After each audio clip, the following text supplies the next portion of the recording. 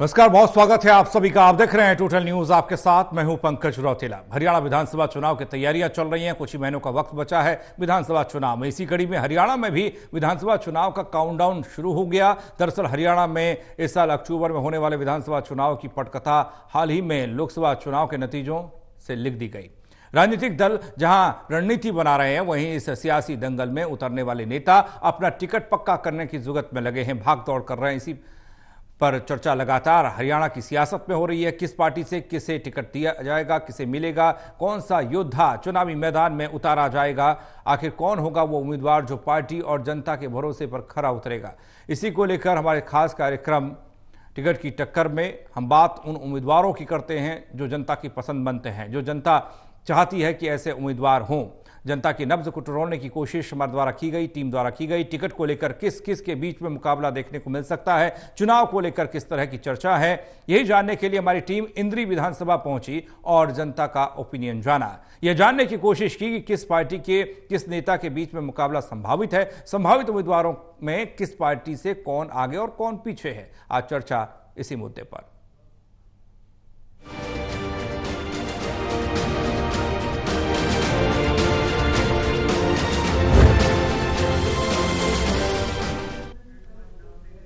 इंद्री विधानसभा की बात करेंगे, यहाँ के सियासी समीकरण की बात करेंगे, यहाँ संभावित उम्मीदवारों की बात होगी, यहाँ जनता किसे चाहती है कि पार्टियां उम्मीदवार बनाएं, इसको लेकर सवाल करेंगे। हमारे साथ चर्चा में मौजूद हैं Devendra Kathuria, associate editor Panipat, doctor Mahesh Kumar, associate editor Hisar, Virendra Soni ji, वरिष्ठ पत्रकार। आप तीनों का स्वागत है। चर्चा करें उससे पहले खबर एक रिपोर्ट के जरिए।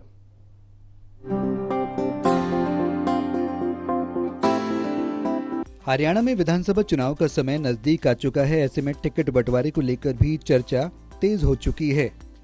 हरियाणा में लोकसभा की 5 सीटें जीतने से उत्साहित कांग्रेस ने राज्य में 70 से अधिक विधानसभा सीटें जीतने का लक्ष्य निर्धारित किया है। लोकसभा चुनाव में 5 सीटें बीजेपी ने जीती और 5 पर कांग्रेस उम्मीदवारों की जीत हुई है। ऐसे में इस बार पार्टियां टिकट को लेकर अपनी रणनीति बदल सकती हैं। नई रणनीति में जमीनी स्तर पर ज्यादा फोकस किए जाने का सुझाव दिया जा रहा है। क्षेत्रीय नेताओं और कार्यकर्ताओं को सशक्त बनाने के लिए कहा जा रहा है। हरियाणा में किस तरह का चुनावी माहौल है, उम्मीदवारों को लेकर क्या चर्चाएं चल रही हैं, यही सब जानने के लिए हमारी टीम अलग अलग विधानसभा क्षेत्रों में पहुंच रही है और जनता का क्या ओपिनियन है वो ले रही है। चुनावी चर्चा के बीच हमारी टीम 13 जुलाई को इंद्री विधानसभा पहुंची, जिसका सैंपल साइज 200 है। इंद्री विधानसभा सीट हरियाणा की महत्वपूर्ण विधानसभा सीट है, जहां 2019 में भारतीय जनता पार्टी ने जीत दर्ज की थी।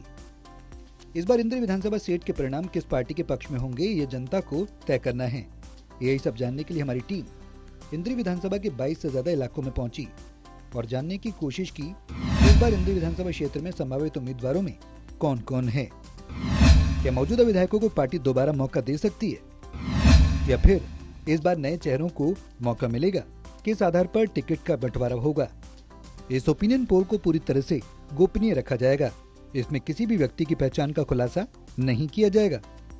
ये सिर्फ एक विचार है, इसका चुनाव से कोई लेना देना नहीं है। Election desk, total news.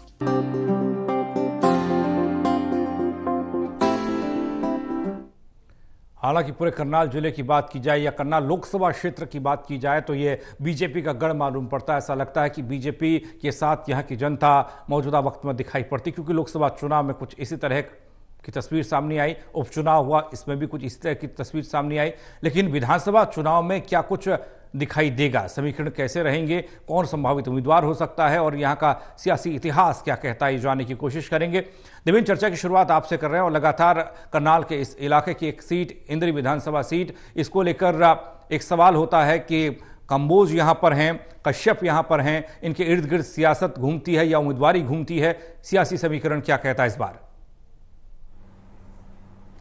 देखिए पंकज, इंद्री करनाल सीएम सिटी से महज 25 किलोमीटर है। करनाल और यमुनानगर के बीच स्टेट हाईवे पे है, 25 किलोमीटर दूर करनाल से। लेकिन उतना विकास यहाँ नहीं हुआ जिस तरीके से करनाल जिले में होने का इसका महत्व था।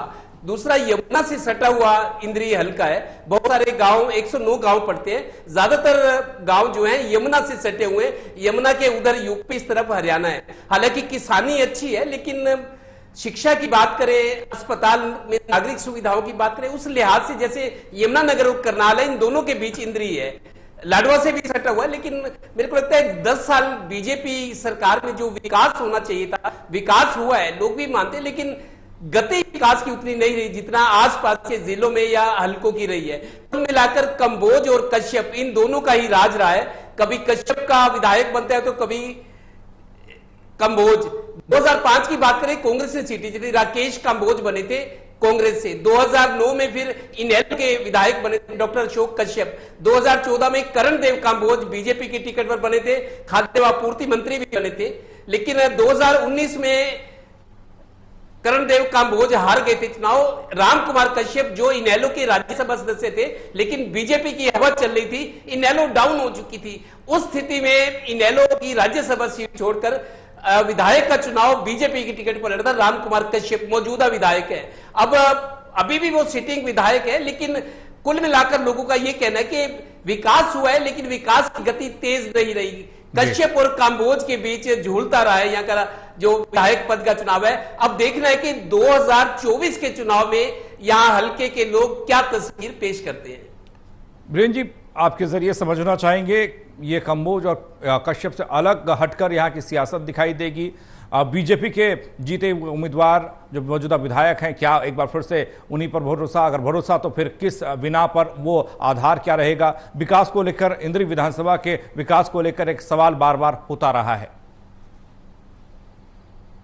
देखिए, यहाँ से जो है स्वतंत्र उम्मीदवार के रूप में भीमसेन मेहता जीते और वो पंजाबी के रूप में थे। और देखिए, यहाँ बात निश्चित है कि चौधरी वेदपाल चुनाव लड़ा, वो हारे गए। जब बंसीलाल जी की लहर थी तब भी वो चुनाव हार गए थे। और ये यहाँ से प्रसन्नी देवी बनती रही हैं। जब ये सीट की शुरुआत हुई तो पंजाबी चेहरे के रूप में तो भीम मेहता ही बने हैं, 2 बार बने हैं, लेकिन बाद में उनकी जमानत भी जब्त हुई है। और जब भी वो कांग्रेस से चुनाव लड़े हैं तो उन्हें पराजय झेलनी पड़ी, लेकिन इंडिपेंडेंट उम्मीदवार के रूप में उनको जो है जीत मिली है। और हजक्का से तो वही बात आ जाती है कि यहाँ कश्यप और कंबोज का ही बोलबाला है और वही जीतते रहे। लेकिन अब 2024 के अंदर क्या स्थिति बनती है, कांग्रेस क्या इसी जातियों पर आधारित वोट देगी, टिकट देगी, और क्या जो है भारतीय जनता पार्टी का भी यही दृष्टिकोण रहेगा? देखिए, भारतीय जनता पार्टी में जो पहली बार कमल खिला 2014 में, उसका श्रेय करण देव कंबोज को जाता है। और 2019 में रामकुमार कश्यप आए, राज्यसभा के सदस्य थे। और ये बात है कि भारतीय जनता पार्टी की जीत का ग्राफ कम हुआ है। 2014 में ज्यादा था, 2019 में कम हुआ, लेकिन अब 2024 में मनोहर लाल जी को यहां से जीत मिली। 22,000 वोटों के अंतर से उनको यहां से लीड मिली थी। तो इस बार जो है भारतीय जनता पार्टी का भी द्वंद्व रहेगा और कांग्रेस का भी। तो कांग्रेस में अगर भीम मेहता पंजाबी चेहरे के रूप में अगर उनको यहाँ पर सीट नहीं मिलती, टिकट नहीं मिलती, तो हो सकता है उनको फिर करनाल से चुनाव लड़ा जाए, क्योंकि करनाल में उन्होंने अपना निवास भी बना लिया है। और इस बात की संभावना भी है कि इस बार शायद वो इंद्री से ना लड़कर करनाल से लड़े। जी उमेश, आपके पास आए एक सवाल विकास का जो अक्सर रहता है हर क्षेत्र में, जब चुनाव की बारी आती है तो विकास पर सवाल होना लाजमी भी है। और कई क्षेत्र ऐसे जिसमें इंद्री विधानसभा भी है, वहां पर भी ये कहा जाता है कि जिस तरीके से चमकना चाहिए था इलाका, उस तरह से विकास नहीं हुआ। दूसरा, जातिगत राजनीति को लेकर एक बहुत बड़ा सवाल, प्रश्न चिन्ह खड़ा है। और अगर इंद्री विधानसभा को देखें तो यहाँ पर जातिगत उम्मीदवारों पर ही फोकस ज्यादा रहता है सियासी दलों का।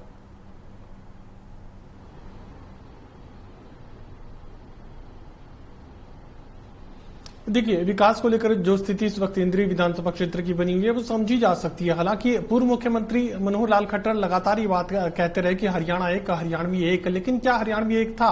उनके अपने विधानसभा क्षेत्र में किस तरीके से विकास को तरसते रहे लोग, जो रफ्तार करनाल विधानसभा क्षेत्र को सीएम सिटी होने के नाते मिलनी चाहिए थी वो नहीं मिल पाई। तो ऐसे में इंद्री विधानसभा क्षेत्र से क्या उम्मीद करते कि जो है सीएम का इलाका होने के नाते उसे किसी तरह का एडवांटेज मिल पाता, किसी तरह की जो रफ्तार है उस इलाके में अक्सर जरूर से ज्यादा देखने को मिलती। कह सकते हैं कि सामान्य जो विकास हरियाणा प्रदेश के बाकी विधानसभा क्षेत्रों में देखने को मिला, कमोवेश उसी तरह की स्थिति यहां पर इंद्री विधानसभा क्षेत्र में भी देखने को मिली। जहां तक जातिगत राजनीति का जिक्र आप कर रहे हैं तो बिल्कुल जातिगत राजनीति हावी इस इलाके में पहले से रही है, आगे भी मुझे लगता है कि इस तरह का ट्रेंड देखने को मिलेगा। एंटी इनकम्बेंसी जिस तरीके से 90 सीटों पर भारतीय जनता पार्टी को अफेक्ट कर रही है, इस सीट पर भी anti incumbency Bharatiya Janata party को परेशान करेगी। लेकिन चूंकि सैद्धांतिक रूप से जीटी बेल्ट एक उपजाऊ इलाका भारतीय भारतीय जनता पार्टी के लिहाज से बीते 10 सालों में देखने को मिला है। तो ऐसे में यहां भी उम्मीद तो आप कर सकते हैं कि मुकाबला जो है दिलचस्प होने वाला है। बहुत ज्यादा कांग्रेस पार्टी अपने एडवांटेज के साथ खड़ी होगी, बहुत ज्यादा ऊपरी पायदान पर खड़ी होगी, ऐसा भी नहीं लगता है। लेकिन इतना जरूर है कि भारतीय जनता पार्टी अपनी तैयारियों के लिहाज से, अपने संगठनात्मक जो उसकी पूरा जो प्रोसेस है उसके लिहाज से अच्छा खासा परफॉर्मेंस यहां पर दे सकती है। तो कांटे की टक्कर यहां पर देखने को मिलेगी। जहां तक जातिगत राजनीति का सवाल है, इस इलाके में जातिगत राजनीति पहले भी हावी रही, आगे भी हावी रहेगी। जी, लेकिन जनता क्या सोचती है? टिकट की टक्कर है, जनता क्या सोचती है, कार्यकर्ता क्या सोचते हैं? बीजेपी की अगर बात की जाए तो बीजेपी को लेकर जनता की राय, जनता का ओपिनियन क्या निकल कर आया जब हमारी टीम इलाके में पहुंची, जहां पर महिलाओं से, युवाओं से ये जानने की कोशिश की, कार्यकर्ताओं से जानने की कोशिश की कि बीजेपी की तरफ से कौन ऐसा चेहरा हो जो चुनावी मैदान में हो, जनता किसके साथ खड़ी है वो आपके सामने है। राजकुमार कश्यप मौजूदा विधायक हैं, 89.15% लोग और कार्यकर्ता ये चाहते हैं कि ये उम्मीदवार हों, बीजेपी इनको उम्मीदवार बनाए तो बीजेपी को जीत हासिल हो सकती है। कर्णदेव कंबोज का दूसरे नंबर पर नाम, जहां पर कार्यकर्ता और लोग ये चाहते हैं कि 10.85% लोग ये चाहते हैं कि वो उम्मीदवार बनाए जाएं, तब भी बीजेपी यहां से जीत सकती है। इन दो नामों के अलावा कोई तीसरा नाम जनता ने सुझाया नहीं, उनके ओपिनियन में आया नहीं। लेकिन उन सब के बावजूद क्या बीजेपी रामकुमार कश्यप को एक बार फिर से चुनावी मैदान में उतारेगी या फिर कोई नई चेहरा? ये एक सवाल इंद्री विधानसभा को लेकर हो सकता है। देवेंद्र सबसे प्रबल दावेदार टिकट के अगर होंगे जनता के नजरों के मुताबिक तो वो मौजूदा विधायक राजकुमार कश्यप, और ऐसे में क्या नया चेहरा ऐसा उम्मीद कर सकते हैं या फिर रिपीट? देखिए पंकज, रामकुमार कश्यप जो मौजूदा विधायक है, बीजेपी का टिकट 2014 में मेरे को याद है सबसे पहले टिकट इनको अनाउंस हुई थी और इन्होंने कहा था, टोटल टीवी के दफ्तर में आए थे जब वो वापस जा रहे थे इंद्री दिल्ली से, तो मेरे को इन्होंने फोन किया कि अमित शाह जी ने ये कहा कि आप जाके तैयारी करो, आपकी टिकट पक्की है। संभवतः ये पहले उम्मीदवार थे बीजेपी के जो टोटल टीवी के दफ्तर में आते इन्होंने कहा था जी अमित शाह ने मेरे को बुलाया था और कहा कि जाके तैयारी करो, तो टोटल टीवी ने एक खबर पहले दिखाई थी। एक बात ये, रामकुमार कश्यप हालांकि मौजूदा बीजेपी विधायक है, लेकिन जिस तरीके से एंटी इनकम्बेंसी दिख रही है, मेरे को लगता है रामकुमार कश्यप से नाराजगी नहीं है। मैंने आज कई लोगों से बात करी, उन्होंने कहा जी रामकुमार कश्यप की छवि बहुत अच्छी है, शरीफ आदमी है बहुत, कोई इनको भला बुरा भी कहते तो बुरा नहीं मानते। मतलब विधायक होने के नाते कोई गुस्से में काम ना होने पर कुछ बोल भी दे तो बड़ी शांत प्रवृत्ति के व्यक्ति हैं और कुछ नहीं बोलते, छवि अच्छी है। लेकिन विकास की बात हो तो लोग थोड़ा सा लोग खेल इसलिए है कि उतना विकास तेजी से नहीं हुआ जितना करनाल का हुआ या दूसरे हलकों का हुआ। यमुनानगर का जैसे कुरुक्षेत्र का लाडवा है, यमुनानगर का रादौर है, मतलब स्पीड कम रही। मतलब इन्होंने कोशिश तो की लेकिन विकास की गंगा नहीं बह सकी। लेकिन एज ए विधायक, एज ए शख्स, इनसे लोगों को ज्यादा दिक्कत नहीं है। बहुत अच्छी प्रवृत्ति के, शांत किस्म के और भले व्यक्ति हैं, ये इनका प्लस पॉइंट है। दूसरी बात पंकज आपको बताऊं, मेरे को जो सूत्र बता रहे हैं कि अगर इस बार कर्णदेव कांबोज जो बीजेपी के है, इस बार वो टिकट लेने की कोशिश में है, जैसे 2014 में यहां बने थे वो और मंत्री भी बनाए गए थे। कर्णदेव कांबोज अगर यहां टिकट लेते हैं इंद्री से, अभी 2024 के चुनाव में पार्टी उनका लड़वाती है, तो जाहिर है कांग्रेस कश्यप पर जाएगी और कश्यप सारे एकजुट होकर वोट डालेंगे। तो कर्णदेव कांबोज के लिए परिस्थितियां काबू से बाहर हो सकती है कि अगर कर्णदेव कांबोज से लड़ते हैं, बीजेपी उनको टिकट देती है, तो कश्यप बिरादरी एक होकर शायद इनके लिए टफ मुकाबला कर दे, तो ये खतरा बराबर बना हुआ है। जी वीरेंद्र जी, बार बार ये कहा जाता है कि बीजेपी की जब वापसी हुई, बीजेपी छटपटा रही थी हरियाणा में सरकार बनाने को लेकर, और जब सत्ता में आई तो उस वक्त जो विधायक बने वो कर्णदेव कंबोज थे। लेकिन मौजूदा स्थिति को देखें, जनता की राय को समझें और उस हिसाब से चलें तो यहाँ पर मौजूदा विधायक रामकुमार कश्यप सबसे ऊपर टॉप पर हैं। क्या लगता है? देखिए, रामकुमार कश्यप निश्चित रूप से वो निर्विवाद चेहरा तो हैं, लेकिन अब उनकी आयु बड़ी जो है बाधा है, वो 73 वर्ष के हो गए हैं। तो क्या भारतीय जनता पार्टी अपने मापदंड के अनुसार उन्हें टिकट देना चाहेगी? और ये देखिए, कर्णदेव कंबोज पहले यहाँ से विधायक भी रहे हैं, मंत्री भी रहे हैं, ये बात ठीक है, जातिगत समीकरण अभी रहेंगे। क्या कोई तीसरा चेहरा भी पार्टी की ओर से तैयार हो सकता है? तो मतलब पार्टी के लिए एक दुविधा की स्थिति तो है ही है।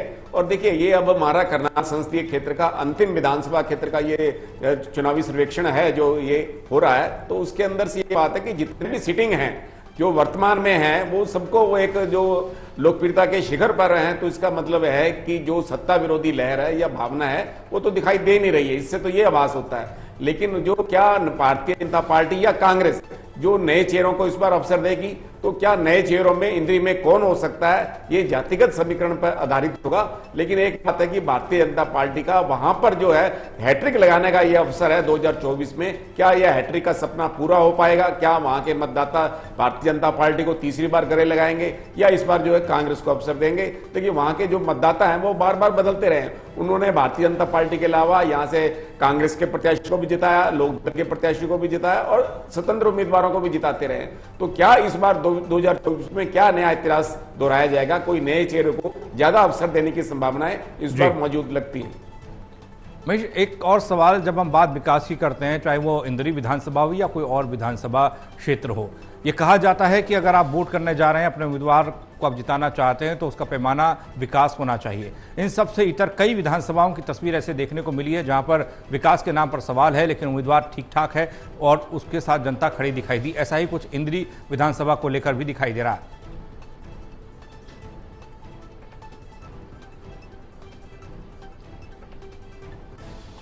देखिए, सामने अगर आपको विकल्प अच्छा नहीं मिलता है तो इस तरह की परेशानियां बनी रहती है। सिरसा लोकसभा का मैं जिक्र करूं तो यहाँ पर सिरसा लोकसभा क्षेत्र में कुछ इसी तरह की स्थिति देखने को मिल रही थी। हिसार विधानसभा क्षेत्र का जिक्र करूं तो बीते 10 सालों में इस तरह की परिस्थिति यहाँ पर देखने को मिली थी। जिंदल परिवार जब सक्रिय राजनीति से अलग हुआ था और सावित्री जिंदल जो है एक चुनाव हारी, उसके बाद अगला चुनाव लड़ने से उन्होंने इनकार किया, तो कह सकते हैं कि भारतीय जनता पार्टी के उम्मीदवार के सामने अच्छा विकल्प ही नहीं था। लोग उन्हें वोट ना भी देना चाहें तब भी वोट मिल रहा था क्योंकि सामने कोई विकल्प नहीं था। बहुत सारे ऐसे लोकसभा क्षेत्र हो जाते हैं, बहुत सारे ऐसे विधानसभा क्षेत्र हो जाते हैं जहां पर सेकंड लेयर या थर्ड लेयर नेताओं की नहीं होती या जो कोई बड़ा सियासी परिवार होता है वो दूसरे नीचे के लीडर्स को यानी सेकंड और थर्ड लेयर्स को पनपने ही नहीं देता। बहुत सारे ऐसे लोकसभा और विधानसभा क्षेत्र अक्सर सामने आते हैं जहां पर अच्छा विकल्प नहीं होने की वजह से लोगों को उसी को वोट डालना पड़ता है। ये मजबूरी सामने खड़ी होती है और मुझे लगता है कि इसी तरह का जिक्र इस विधानसभा क्षेत्र को लेकर भी आप कर सकते हैं कि जहां विकास नहीं भी हुआ बावजूद इसके वोट उन्हें डालना पड़ रहा है क्योंकि सामने कोई अच्छा विकल्प नहीं दिख पा रहा। इसी वजह से नापसंद होते हुए भी उन्हें वोट जो है अमुक उम्मीदवार को देना पड़ रहा है। इस तरह की परिस्थिति किसी एक विधानसभा क्षेत्र की नहीं है। जिस तरीके से मैंने एग्जाम्पल बताया कि बहुत सारे विधानसभा क्षेत्रों में, लोकसभा क्षेत्रों में इस तरह की परिस्थिति बनी थी और यही वजह की सिरसा लोकसभा क्षेत्र में कुमारी शैलजा के लिए आवाज आने लगी थी कि कुमारी शैलजा अगर इलाके में आ जाए तो फिर वो जीत सकती हैं। और उसके बाद अंबाला सीट छोड़कर कुमारी शैलजा जो है सिरसा लोकसभा सीट पर उतरती हुई नजर आई थी। तब इलाके को आवाज देनी पड़ती है कि कोई नेता अच्छा आए जो वैकल्पिक राजनीति में जिसे लोग वोट कर सकें, जो है सत्ताधारी दल को हरा पाने में सक्षम हो, जिसमें इतना मादा हो, इतनी शख्सियत उसकी बड़ी हो। तो ये तमाम अलग अलग विधानसभा क्षेत्रों में कई बार इस तरह की परिस्थितियां पैदा होती हैं। तब वो इलाका आवाज देने लगता है और फिर नए नेता जो है वहां पर इंपोर्ट होते हैं। उसके बाद राजनीति बदलती है लेकिन उसमें कई बार दशकों का समय जो है वो लग जाता है। तो बात बीजेपी की हो गई। जनता बीजेपी के किस उम्मीदवार के साथ खड़ी है और चाहती है कि ऐसा उम्मीदवार हो। लेकिन कांग्रेस की बात करें तो ओपिनियन पोल में कांग्रेस की तरफ से कौन उम्मीदवार हो सकता है, जनता किसे चाहती है, कार्यकर्ता किसे चाहते हैं, 3 नाम आपके सामने। सबसे ऊपर भीमसेन मेहता हैं, 76.92% लोग कार्यकर्ता ये चाहते हैं कि वो उम्मीदवार बनाया जाए कांग्रेस की तरफ से। राकेश कंबोज दूसरे नंबर पर हैं, 9.23% लोग ये चाहते हैं। और तीसरे नंबर पर कांग्रेस यानी कि पंजा, अगर कोई भी उम्मीदवार हो 13.85 लोग कांग्रेस के साथ खड़े हैं, यानी कि राकेश कंबोज से ज्यादा लोग कांग्रेस के साथ खड़े दिखाई दे रहे हैं। वो चाहते हैं कि कोई भी उम्मीदवार हो वो कांग्रेस के साथ है। लेकिन सबसे ऊपर भीमसेन मेहता का नाम होना, क्या कंबोज और कश्यप की सियासत के बीच में भीमसेन मेहता फिट होते हैं, ये जानने की कोशिश करेंगे। देवेंद्र, बात कांग्रेस की हो रही है, जनता चाहती है, कार्यकर्ता ये चाहते हैं कि उम्मीदवार कुछ इस तरह का हो, भीमसेन मेहता जैसा हो, या उनको उम्मीदवार बनाती है कांग्रेस तो कांग्रेस के लिए अच्छे दिन आ सकते हैं। देखिए पंकज, भीमसेन मेहता मंत्री भी रह चुके हैं, विधायक भी रह चुके हैं। उनके बारे में यह भी कहा जा रहा था चूंकि इंद्री करनाल विधानसभा करनाल जिले का है तो करनाल से भी उनके चुनाव लड़ने की चर्चा थी। पंजाबी का एक बड़ा चेहरा है, क्योंकि पहले इंद्री से जीत चुके हैं, मंत्री बनाए गए, विधायक थे, मिलनसार है, बहुत शरीफ व्यक्ति की छवि उनकी है, भले आदमी मतलब जो। तो कांग्रेस अब ये देखेगी कि राकेश कांबोज का स्कोर बहुत कम आ रहा है। राकेश कांबोज 2005 में बने थे कांग्रेस की टिकट पर, फिर कुलदीप बिश्नोई की जो पार्टी बनी थी उसके साथ चले गए, फिर बहुत ज्यादा मतलब उन्होंने वनवास काटा है, उसके बाद मुख्य धारा में राजनीति की आ नहीं पाए। अभी एक जो वर्कर्स मीटिंग हुई थी करनाल में लोकसभा चुनाव के बाद कांग्रेस ने की थी, मैंने देखा था राकेश कांबोज की लड़की को भाषण दिलाया गया, शायद पढ़ी लिखी लड़की है, युवा है, तो बहुत अच्छा प्रभावित किया अपने भाषण से। लेकिन राकेश कांबोज के बारे में अब ये कहा जाता है कि 2005 में बने थे, उसके बाद इनको मुख्य धारा में आने का मौका नहीं मिला, हालांकि कांग्रेस में अभी भी बने हुए हैं। जिस तरीके से जो इनको समर्थन मिला, मेरे को लगता है भीमसेन मेहता के मुकाबले बहुत कम समर्थन है। अगर इस सर्वे को आधार माने या इसकी सत्यता को हम परखे तो मेरे को लगता है भीमसेन मेहता कहीं आगे है। दूसरा, उनका अनुभव है विधायक का, मंत्री के दार और लैंडलॉर्ड है, बहुत बड़े जिम्मेदार माने जाते हैं पूरे क्षेत्र में। तो करनाल में भी उनका काफी रुतबा है, इंद्री में भी है।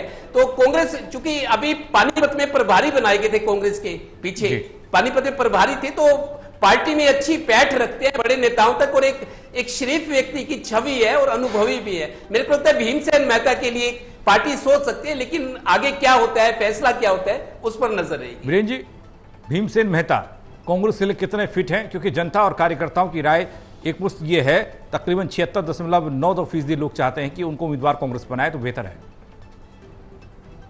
देखिए, इंद्री में जो लोग हैं उनको कांग्रेस प्रत्याशी के रूप में देखना चाहते हैं, इसमें कोई दो राय नहीं है। वो सौम्य राजनीतिज्ञ हैं और सभी उन दलों में उनके अपने अच्छे मित्र हैं, सभी दलों के अंदर हैं।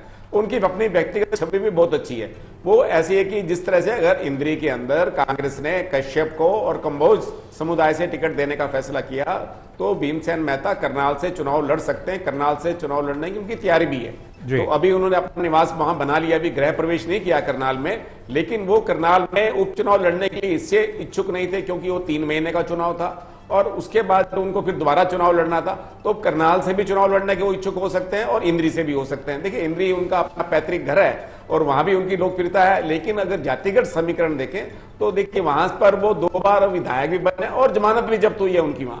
तो ये बात माने वो कांग्रेस के प्रत्याशी के रूप में, और अब ये देखना है कि क्या इंद्री से उनका मोह भंग हो गया तो करनाल की तरफ रुख करना चाहेंगे। करनाल में भी कोई मजबूत उम्मीदवार है हो सकते हैं और इंद्री में भी उनका दावा मजबूत है। ये पार्टी हाईकमान तय करेगा। हाँ, ये बात अवश्य है कि जो राकेश कांबोज है उनका लोकप्रियता अगर आप नीचे जा रहा है तो, लेकिन अगर जातिगत समीकरण के हिसाब से देखा जाए तो राकेश कांबोज का भी वहां पर दाव लग सकता है।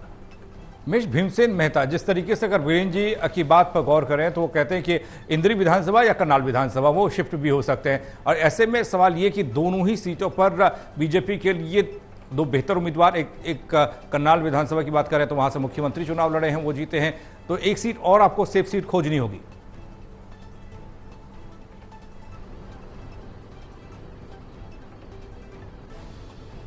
देखिए, मुझे लगता है कि कांग्रेस पार्टी को दोनों ही सीटों पर जिताऊ उम्मीदवार की जरूरत है, चाहे करनाल विधानसभा क्षेत्र का जिक्र किया जाए और चाहे इंद्री विधानसभा क्षेत्र का जिक्र किया जाए। भीमसेन मेहता का जो यहाँ ग्राफ सामने आया उसके बाद ये कह सकता हूं कि 90% के पार लोग भीमसेन मेहता को पसंद कर रहे हैं, तो ऐसे में किसी और के लिए कोई जगह नजर नहीं आ रही। या तो खुद भीमसेन मेहता के नाम पर 75% से ज्यादा लोगों ने अपना जो है वोट डालने का काम किया। इसके अलावा अगर करीब 13.5%, 14% के करीब जो लोग हैं वो कांग्रेस पार्टी के साथ जा रहे हैं। अगर भीमसेन मेहता के हाथ में कांग्रेस पार्टी का टिकट है तो फिर यकीनन जो लोग कांग्रेस के साथ जा रहे हैं वो भीमसेन मेहता को भी वोट करेंगे। 90% के पार यहां लोकप्रियता का स्तर जो है कायम हो जाता है भीमसेन मेहता को। तो इंद्री विधानसभा क्षेत्र भी कांग्रेस पार्टी अगर भीमसेन मेहता पर दाव खेलने का काम करती है तो मुझे लगता है कि इस बार परिस्थितियां पहले से थोड़ी अलग नजर आएंगी, क्योंकि एंटी इनकमेंसी का जो जिक्र 90 विधानसभा सीटों के लिए किया जा रहा है, वहां पर भारतीय जनता पार्टी के उम्मीदवार को जो भी हरा दे उसके साथ जो है एंटी बीजेपी वोट यूनिफाइड होगा, एक तरफा डलता हुआ नजर आएगा। तो ऐसे में मुझे लगता है कि इस बार